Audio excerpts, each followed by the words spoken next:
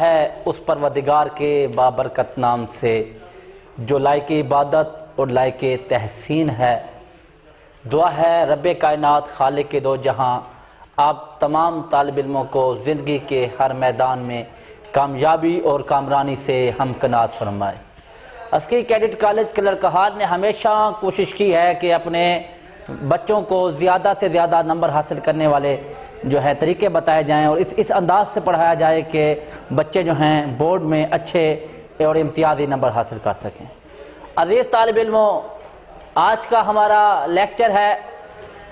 سال دوم second year کا حصہ نظم کے بارے میں آج ہم نے پڑھنا ہے۔ پہلے ہم نے حصہ نثر ختم کر لیا ہے۔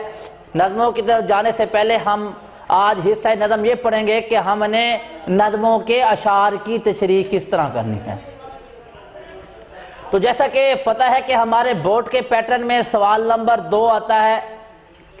سوال نمبر 2 کی 2 جز ہیں، الف جز اور بے جز۔ سوال نمبر جو الف جز ہے وہ ہے نظم، حصہ نظم پر مشتمل ہوتا ہے، 10 نمبر کا یہ سوال ہوتا ہے، اور سوال نمبر بے حصہ غزل پر مشتمل ہوتا ہے، یہ بھی 10 نمبر کا سوال ہوتا ہے۔ آج ہم نے پڑھنا ہے نظم کے اشعار کی تشریح کا طریقہ کار۔ سوال نمبر 2 الف جز، نظم کے اشعار کی تشریح کا طریقہ کار۔ تو بچے فرسٹ ایئر میں افسوس کے ساتھ کہنا پڑتا ہے، جب بچے فرسٹ ایئر میں نظم کے اشعار کی تشریح کرنے کے بعد جب سیکنڈ ایئر میں آتے ہیں تو وہ ان کے ذہنوں میں بہت سی پریشانی اور خیالات ہوتے ہیں کہ ہم نے نظموں کی تشریح کس طرح کرنی ہے اور کس طرح ہم جو ہے بورڈ کے پیپر میں ہمارے نمبر نہ کٹیں اور ہم تشریح جو ہے اچھا انداز کر سکیں، ہمارے پورے کے پورے نمبر ہیں۔ تو سب سے کچھ طریقہ کار جو ہم نے آپ کو پہلے بتایا، ہمارا ایک لیکچر جو پہلے اپلوڈ ہو چکا ہوگا انشاءاللہ تعالیٰ، کہ جو ہے نظم کا بورڈ کے پیپر کا نمبروں کی تقسیم اور وقت کی تقسیم، اس میں بھی نظموں کے بارے میں ایک اہم معلومات دی گئی ہیں۔ آج سب سے پہلے بچے جو ہے اکثر پوچھتے ہیں کیا کیا جائے، افسوس کے ساتھ میں نے پہلے بھی کہا، افسوس کے ساتھ ذکر کر رہا ہوں کہ بچوں کو تشریح کا طریقہ کار نہیں آتا۔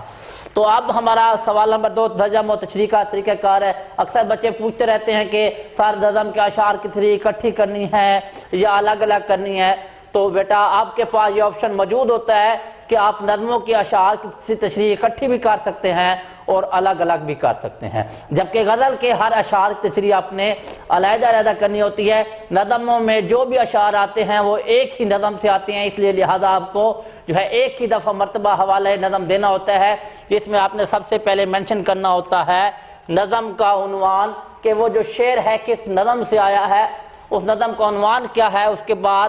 نظم شاعر کا نام، نظم کا نام نہیں ہوتا، نظم کا عنوان ہوتا ہے، اور اس کے بعد شاعر کا نام۔ بیٹا آپ کی معلومات کے لیے ہم نے آپ کی حمد نظم کا عنوان حمد سے آپ کی مثال دی ہے، نظم کا عنوان حمد اور شاعر کا نام مولانا ظفر علی خان رحمۃ اللہ علیہ ہے۔ اب جو ہے آپ کے بورڈ کے پیپر میں شاعر کا نام اور نظم کا جو عنوان ہوتا ہے اس کے ایک ایک نمبر ہوتے ہیں، لیکن ماخذ کے نمبر نہیں ہوتے، لیکن اگر آپ لکھنا چاہیں تو یہ ایک جو ہے پیپر چیکر پہ اچھا تاثر پڑتا ہے۔ لیکن بیٹا آپ کو پہلے بھی بتایا ہے، اگر آپ کو معلوم ہو کہ آپ کا جو طریقہ کار ہے وہ بالکل درست ہے،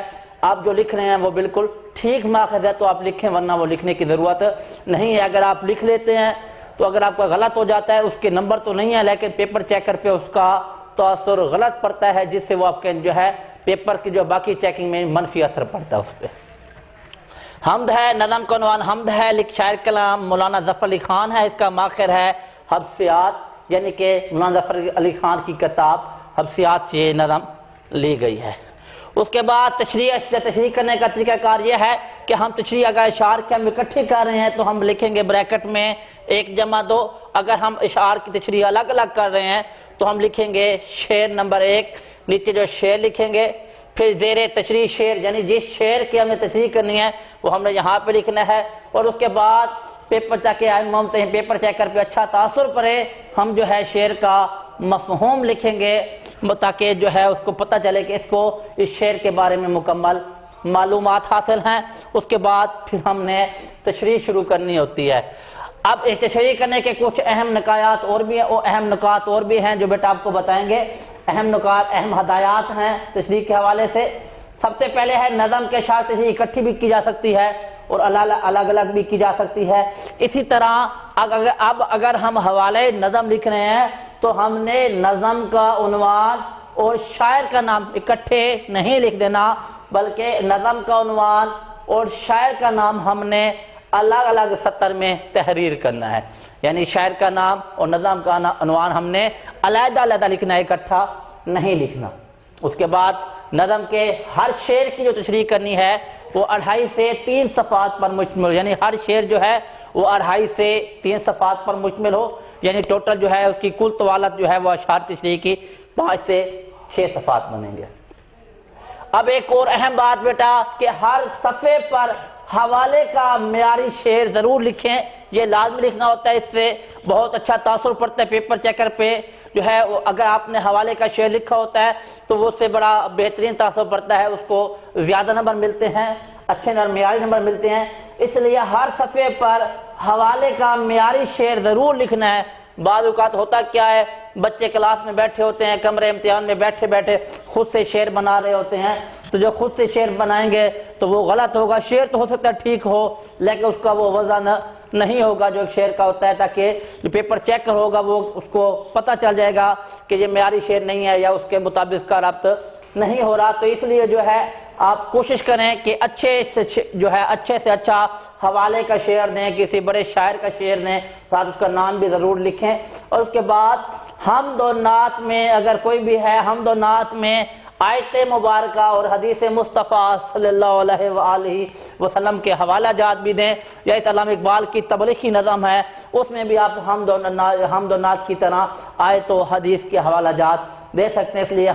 آپ پہ مکمل دسترس ہونی چاہیے آیات مبارکہ کی، احادیث کی، ہر شعر کے مطابق جو ہے آپ کے پاس مکمل نالج موجود ہونا چاہیے۔ آخر میں جو ہے مشکل الفاظ کے معنی بھی ہے درج کرنے ہیں، آپ نے مفہوم کے فوراً بعد آپ نے مشکل الفاظ کے معنی درج کریں گے تو بہتر ہوگا، اور آپ نے اشعار تشریح میں تکرار سے بھی گریز کرنا ہے۔ یہ ہمارے نظم کے اشعار کا طریقہ کار تھا۔ امید تو ہے بیٹا آپ لوگوں کو اس لیکچر کی سمجھ آ گئی ہوگی۔ اگر پھر بھی کوئی پریشانی ہو تو آپ جو ہے کمنٹ میں پوچھ سکتے ہیں۔ اللہ پاک آپ لوگوں کا حامی و ناصر ہو۔